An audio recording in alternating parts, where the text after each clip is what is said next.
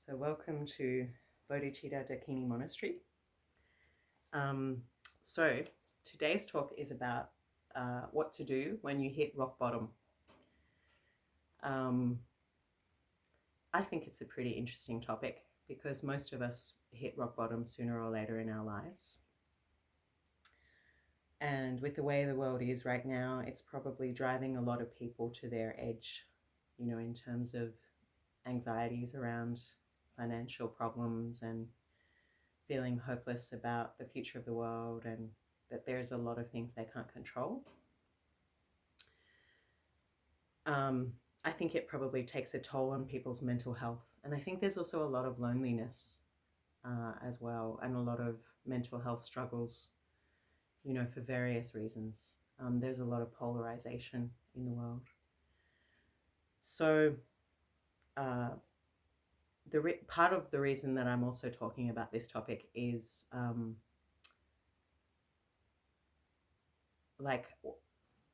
I built this monastery 4 years ago. Built it, I didn't build it, I bought it.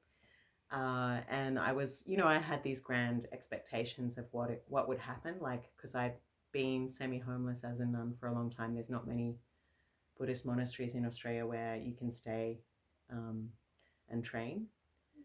And, a lot of those dreams haven't been fulfilled because it's a little bit remote. And, sometimes I was hoping more people would come and they didn't come. So I also, especially last week when I opened the gate and nobody came, I was like feeling pretty down. Sometimes a lot of people come and sometimes no people come, but just feeling frustrated that it hasn't, what to do when the dream you had, the expectations you had for your life don't work out, and I think that's a very human thing. So there's a really nice saying by Howard Thurman, who was a civil rights leader. He said, "Don't ask what the world needs. Ask what makes you come alive, because the world needs people who have come alive." And I thought that was a really nice way to live, But how do you know when you've hit rock bottom? Often people with addiction know they've hit rock bottom when they've come to the edge of what their indulgence can give them. When not even a whole, a really heavy dose of whatever their chosen substance is gives them a sense of satisfaction. It just makes them feel more empty. And all of us have addictive tendencies in various ways. It's just whether it completely takes over our life or not. But when you've lost friends, lost your job, lost your self-respect, when you just kind of wish you were dead, this is when you've hit rock bottom. And the Buddhist definition of rock bottom is when you're really tired of your own BS, and your own uncontrolled mind. And this we call samsara, the world of delusion. The cycle, the vicious cycle of distracted thoughts, of uncontrolled emotions. Basically, the mind is like a beautiful horse. Okay, if you treat a beautiful horse well and you approach it with discipline and you train it and you take the rope of mindfulness and tie it to the stake of the present moment, it will carry you far, But an untrained horse with a lot of unresolved triggers is dangerous, will kick you, kick you in the face, break your leg. So likewise the mind, yeah. And the Buddha said, all that we are arises with our thoughts. With our thoughts we make the world. Act with a virtuous, conscious mind, and happiness will follow like the shadow that never leaves. And speak or act with an unskillful mind, and suffering will follow like the cart that always follows the ox. So if we want to be happy, we have to do some spring cleaning in our mind, yeah?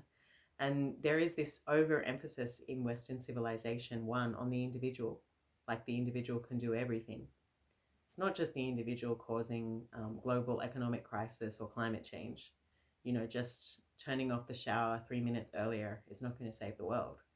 You know, those issues need to be addressed systemically.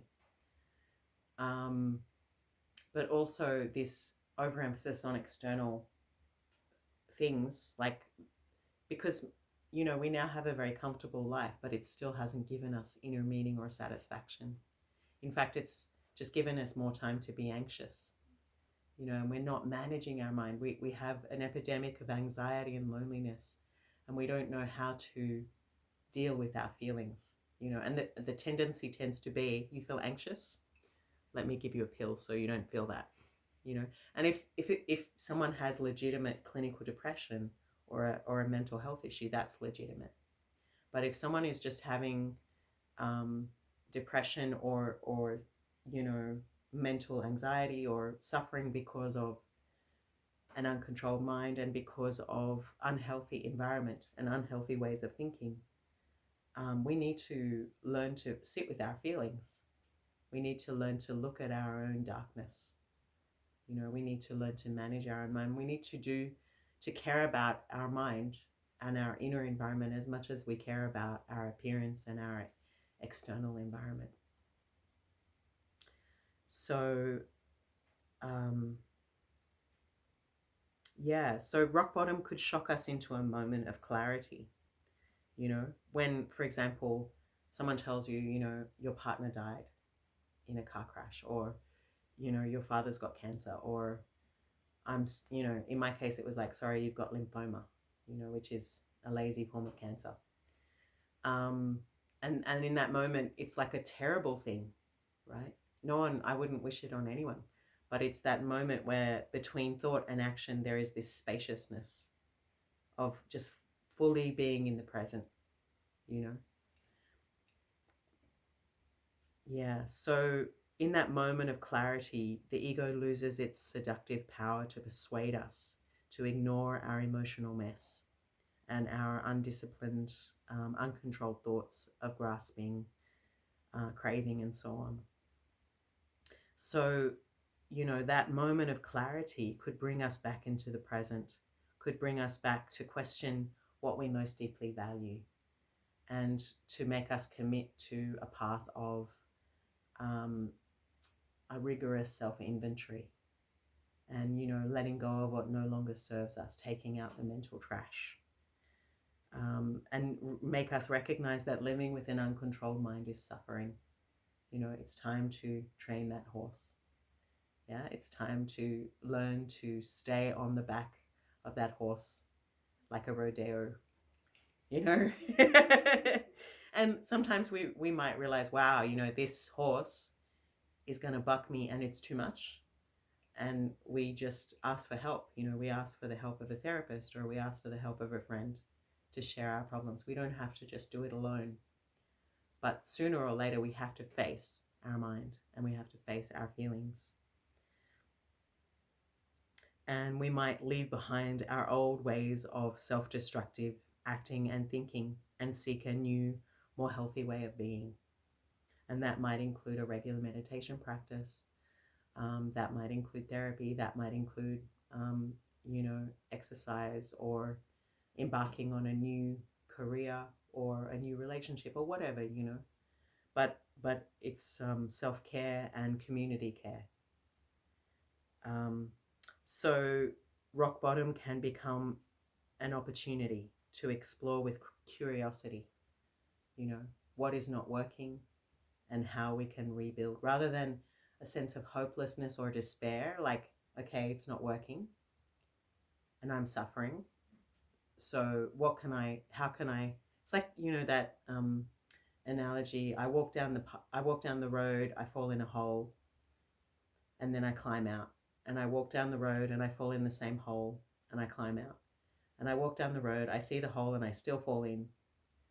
And then I walk down a different road, you know, or I walk around the hole. I fill that bastard in.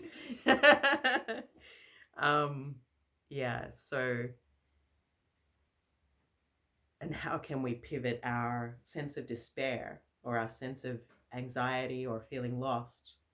It's interesting. I have one friend who is very talented, and was a nun for about, I don't know, maybe 10 years. And she, like me, ordained quite young.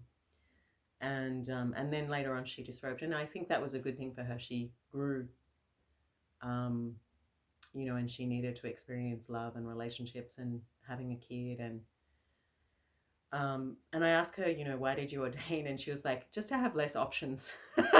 Like when you're a monk or a nun, they're like, wear this, eat this, bow like this. She's like, I found the world so overwhelming.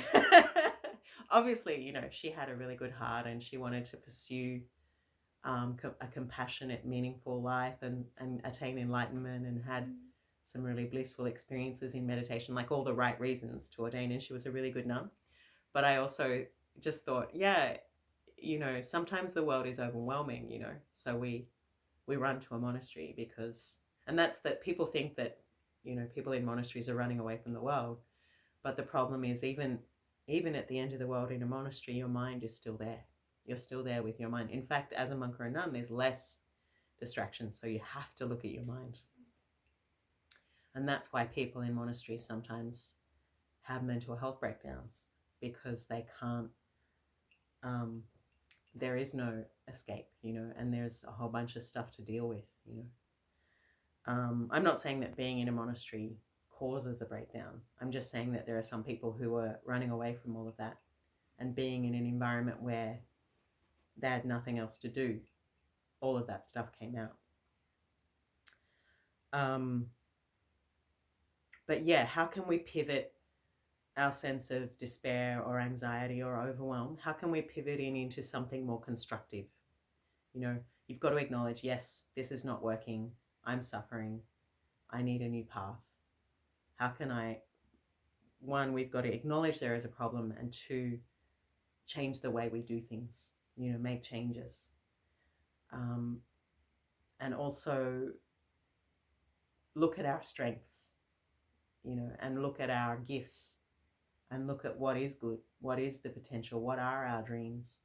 And we may not be able to immediately, go into that, but there are ways. For example, you may not be able to become an artist overnight. It's like a really hard field to make a living, but you could start a market stall on the weekend, or you could start an Etsy brand, and that could gradually turn into something, and also acknowledging art for art's sake is okay, and it feeds the soul, so we've got to find ways to nourish ourselves and to water seeds of happiness in ourselves.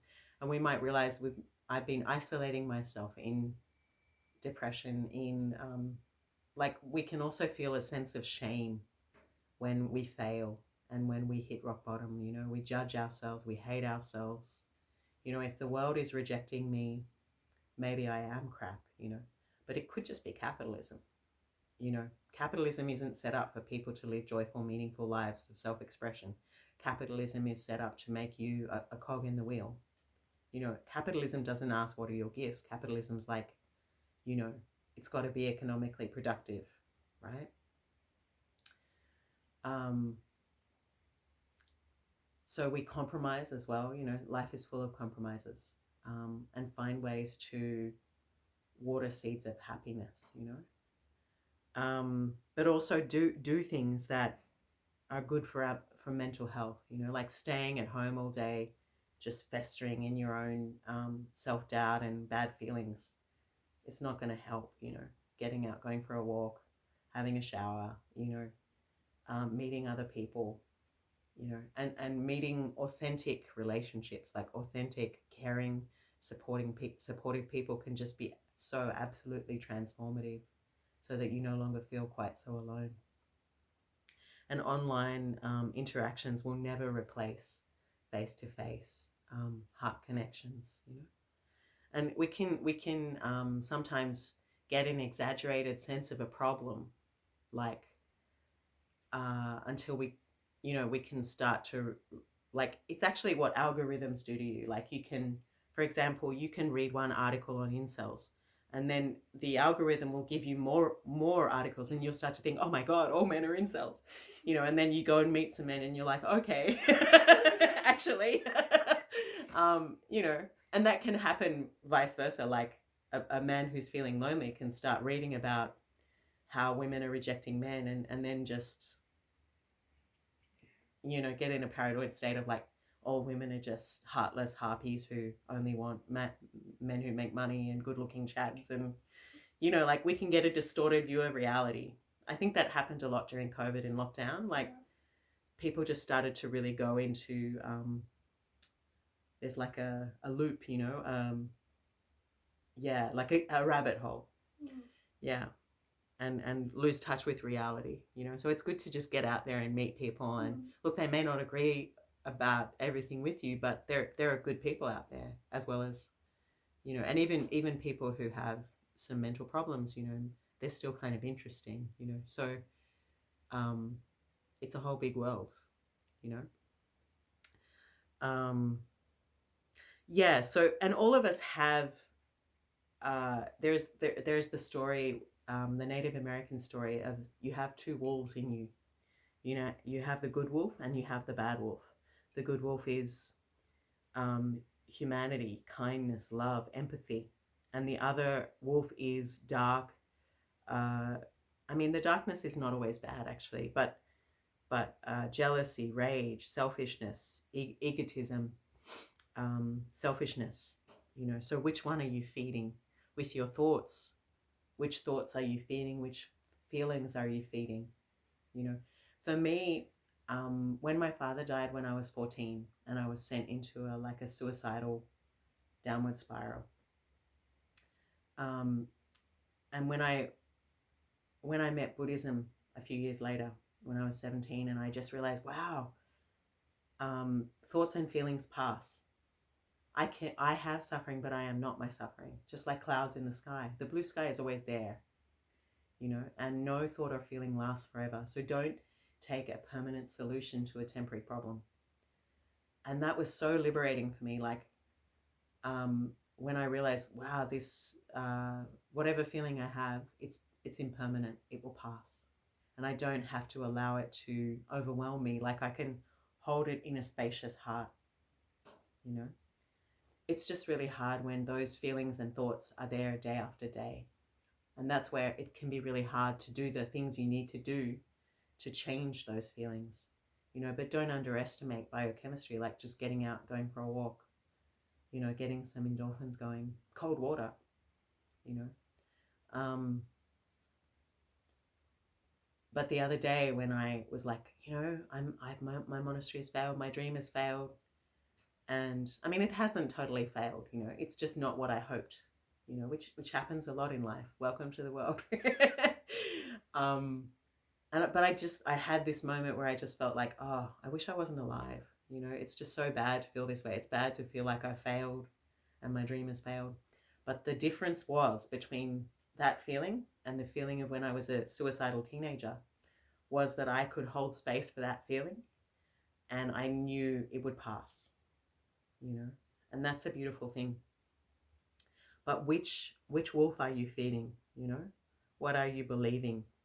So our society feeds the bad wolf. It validates greed, hatred, and delusion. If you look at the people we make famous, the people that we hold up as, you know, an ideal, like Kim Kardashian, and, you know, just really quite vapid people, to be honest, a lot of the time, you know, they're not, and the way that their life really is, like a lot of them, oh my God, how many people have died from painkiller addiction? These famous people, you know, if they're so happy, why are they addicted? Not to say, look, I mean, opioids were just disguised as a painkiller and extremely addictive, so they shouldn't be shamed for being addicted. But if all these celebrities are addicted, like they want to be oblivious to their life, maybe their wealth and fame isn't actually making them that happy, you know. So in Buddhism, the good wolf, it would be saying Buddha nature is there. You have a pure and luminous nature. You just need to uncover it. You need to just learn to return to the present moment and sweep away the dust, sweep away the greed, hatred, and delusion, and further develop wholesome thoughts like loving kindness, like compassion, um, and just a curiosity about your own mind, digging beneath what are the thoughts and feelings. Like if you have a jar of dirty water and you're always shaking it, it's always going to look dirty, right? And the mind, if it's constantly agitated by the world, you're never going to see stillness and goodness while you're in an environment that constantly agitates the worst in you. So if you have a meditation practice, it's like setting the jar of dirty water there so the dirt can settle to the bottom. And then you realize, wow, the nature of the water is clear from the very beginning. So likewise, the mind, from the very beginning is clear and luminous. You just need to let the dust settle. So pain is inevitable, but suffering is a choice. So we can have a day where I don't feel good. We can have painful feelings, and they should be acknowledged and listened to and felt and transformed. But what we tend to do is we tend to go into the storyline. And this happens more as you get older. Like we become a victim of what has happened to us, like he left me. Why did he leave me? He's a cheating, blah, blah, blah. And we can't let go of that pain rather than just acknowledging, my relationship failed and I feel a great deal of pain and betrayal. So rather than holding on to the storyline and playing it repeatedly and letting it poison our future interactions, feel that pain and let go and move on. Easier said than done. And also we're sold a lot of ideas, unrealistic ideas that we'll be young forever, that, we'll be happy just by this or do this. But actually it's just part of human existence that sometimes pain happens. We get sick, we get old, the people we love die or leave us, and everything changes. But the good news is, because of change, something new can also come. Something good, something you didn't expect can also come. And life is a constant, dance of those circumstances. So, in Buddhism, we say life has the qualities of all things that are due to causes and conditions are impermanent. And because we can't hold on to those things, because they don't last, they sometimes bring suffering. And because they are in a constant state of interbeing, they also are without a permanent, unchanging self. They're in an endless flow of causes and conditions. Therefore, your existence and my existence are interconnected, and happiness isn't just a personal matter, it's a communal one. Because we are intimately connected. We're part of the earth, we're part of the air, we're part of the water. Like you're literally 75% water, right? But,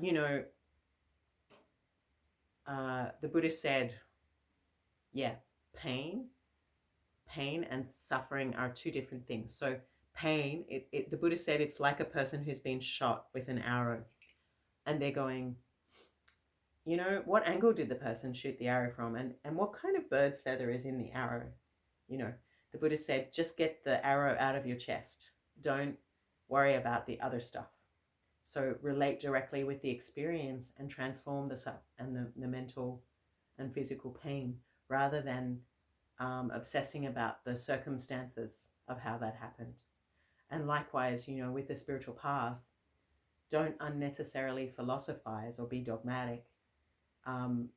Remove the mental suffering, remove the grasping, go to the heart of the practice, rather than arguing with people, well, I believe this and you don't believe that, and how can you know what I mean?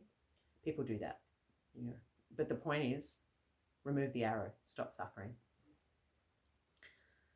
And then, even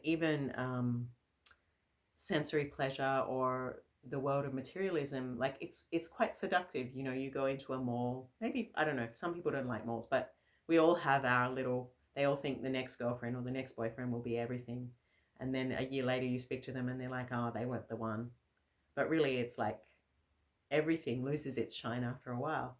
And then you need to deal with the reality that person is good and bad, that product is good and bad, But there is this kind of shiny new thing that we're given, the promise of something new. You see it, like people don't go to they don't go to ashrams and churches anymore on a Sunday. They go to the mall or they go to the, it's better, you know, much nicer if they can go into nature or a park or something, because that's a genuine wholesome thing.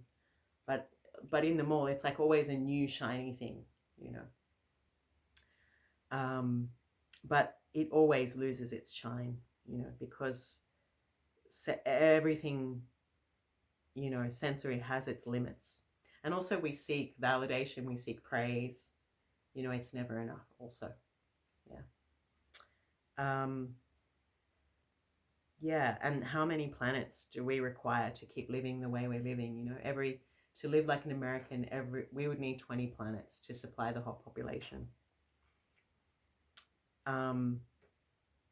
Yeah, so, but we all like to pretend that everything's okay, you know, that materialism has solved our problems and we don't have this gaping sense of lack inside. And we all have it. And we try to fill it with different. I saw this cartoon where somebody had a big hole inside themselves, and like they were trying to put a sandwich in there, and they were trying to put like drugs and alcohol in there, and then they tried to put a whole person in there. And then in the end they were just like sitting with like blue clouds and sky, like just empty. And they were okay with there being emptiness there. You know, I thought it was really funny.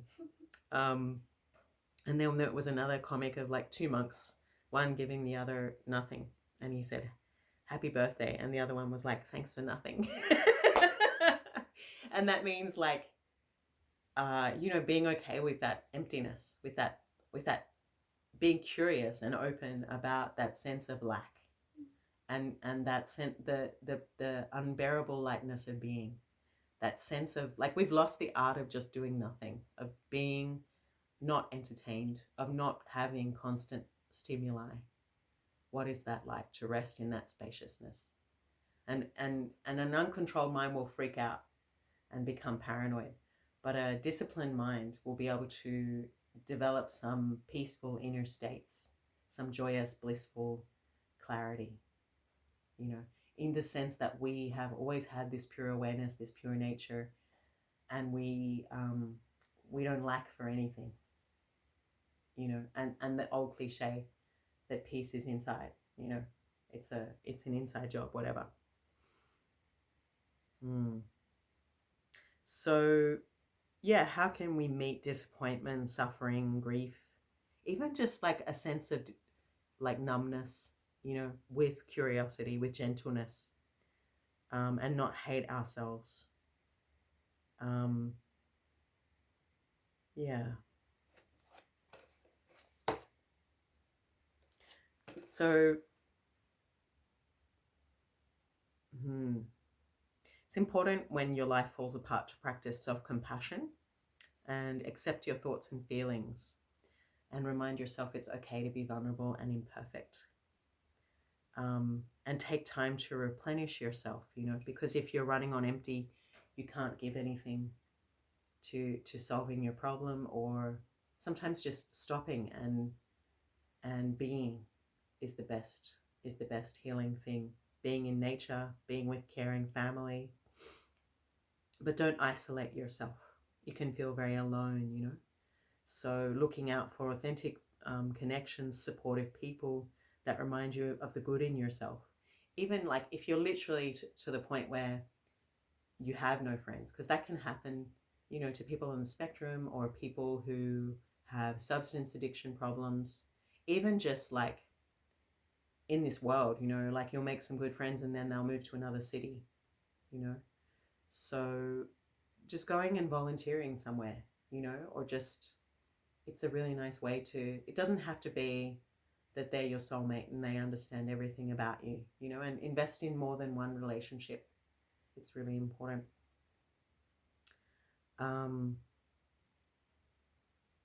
Yeah, and engaging in self-care and exercise and sleep and proper food, and pivoting your focus, like building resilience to see the good things how we might dig ourselves out of the hole we're in, our talents, our dreams.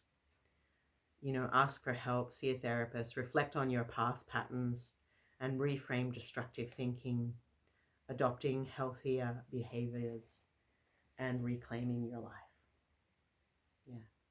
So I'm the one who's teaching this, and I'm the one who's also reflecting on this and needing to know this. Do you have any questions before I end? Cool.